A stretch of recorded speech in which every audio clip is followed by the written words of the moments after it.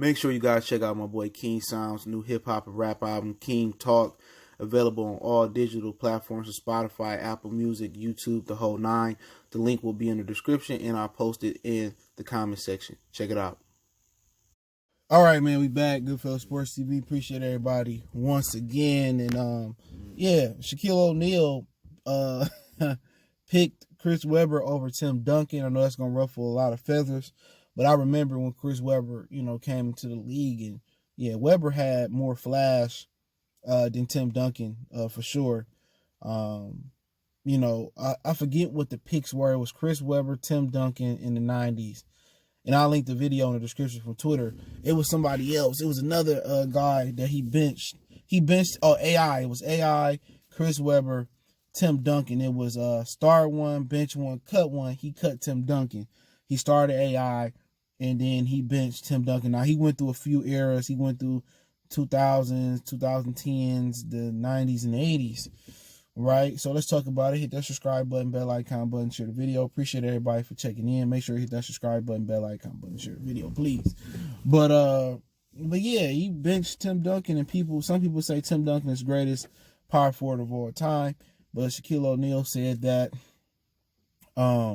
he said that Tim Duncan was just, a product of his environment. Basically, he went to the right system. Remember, the San Antonio Spurs tanked on purpose to get Tim Duncan. I think the Boston Celtics was trying to get Tim Duncan, and it didn't work out. And basically, he went into the proper system. He went to a next all-time great MVP in David Robinson, and he just went to the right system. He said had Chris Webber had those bodyguards that Tim Duncan got, the system that Chris Webber would have been just as successful as Tim Duncan. Now, do I agree to that to a certain extent? I can see where he's coming from, to be honest, but Tim Duncan just didn't go to the right system. You know what I'm saying? Remember, Shaquille O'Neal was one of the reasons Tim Duncan didn't get drafted to Orlando Magic. They had the number one pick, and they ended up taking Chris Webber, and Shaquille O'Neal told them if they take Chris Webber and they don't take Penny Hardaway, that he wasn't coming back. He was going to leave in free agency, even though he left anyway. And he said him and Chris Webber, two bigs, couldn't play together, but Popovich made it work with Robinson and Tim Duncan. But Chris Webber was a good player, but he played on some shitty teams, the Bullets, the Kings. He just didn't really get to that premier team, man, and he ran to Kobe and Shaq. And Popovich was better than any coach he had. Rick Adelman and whoever he had in Washington, can't remember who was the coach.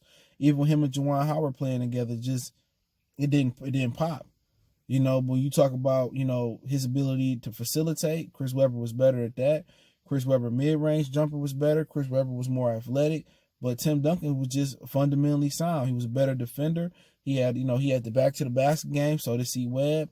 He had a little mid-range jumper, but in the end, he didn't even have to play his natural position the majority of his career. Tim Duncan really a 5, but playing next to David Robinson, it made him a 4. But I see where Shaq coming from. I think Chris Webber was more I think Chris Webber was more explosive. I think he was, he was just as skillful as Tim Duncan. Tim Duncan was just in the right situation. And, you got to imagine, what if Karl Malone was in the San Antonio Spurs situation and John Stockton, they was in that situation? You know what I'm saying? You got to say that with a lot of players, but we can't play if it was a fifth. If it was a fifth, you can't play that, man. But Chris Webber was talented, bro. People forget about C-Webb. He just played in some shitty-ass markets, bro. He played with the Bullets, Golden State. I believe he was there for a minute. He went to back out to the West Coast after the Bullets. He went to the Kings. He had some success there. But none of them situations to that point had a lot of success. The Bullets won a championship with the 70s or something like that, and the Warriors won a championship in the 70s to that point or something like that. The Kings, I don't remember them winning a championship. So he never got a chance to play with no Hall of Fame coaches, bro. Rick Adelman, he made it to the finals with Portland in 90 with Terry Porter and Clyde Drexler, Buck Williams, Ducksworth. But he didn't play for no premier marquee teams, man. But, all time people say Tim Duncan because of the numbers, because of the rings. But if you're talking talent for talent, Chris Webber was, just as talented as Tim Duncan. If you put them in the gym together, they best at their best, a lot of you niggas would pick Chris Webber. Real talk. A lot of you dudes would pick Chris Webber too. Chris Webber was the animal, but Tim Duncan just, He was just in a better system. But he was a better defender than Chris Webber. I think that's what it separated at.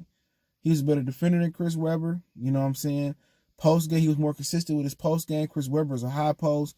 I mean, you know, to be honest, Chris Webber was explosive, man. You know what I'm saying? He was a better athlete. It really ain't too much separation that Tim Duncan was a little bit taller than him. He was a better defensive player, and he played in a better system, man. But, you know, all time, people going to say Tim Duncan is the greatest forward of all time. But that's just because of accolades and shit. I thought Kevin Garnett was better than him, in my opinion.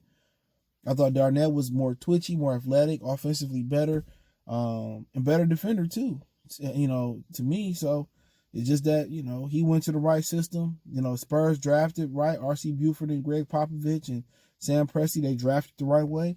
And I can just tell you, man, just like the NFL, man, you know, if you Lamar Jackson, they trying to put you in a drop back, you know, 3, 4, 5, 3, 5, 7 step drop back situation, you're not gonna prosper, bro. But then you go somewhere else where somebody can, you know, help utilize your talents, you're gonna be successful. So systems matter. But let me know what you guys think about Shaq comments. Once again, I put the link from Twitter in the description. You can check it out. He did multiple. He did Ewing, Elijah Wan, and it was somebody else in the 80s he did, man. So he did bench one, start one, bench one, cut one. He cut Dwight too. That was a funny one, man. Hit that subscribe button, bell icon button. Check out our NBA playlist, NBA Talk, NBA 101, Retro Hoop Series. For all your old school, you know, hoop talk for my old school hits. Y'all want to learn something about the old school, check out my NBA Retro Hoop Series playlist. One time for the one time. Share the videos. We gone.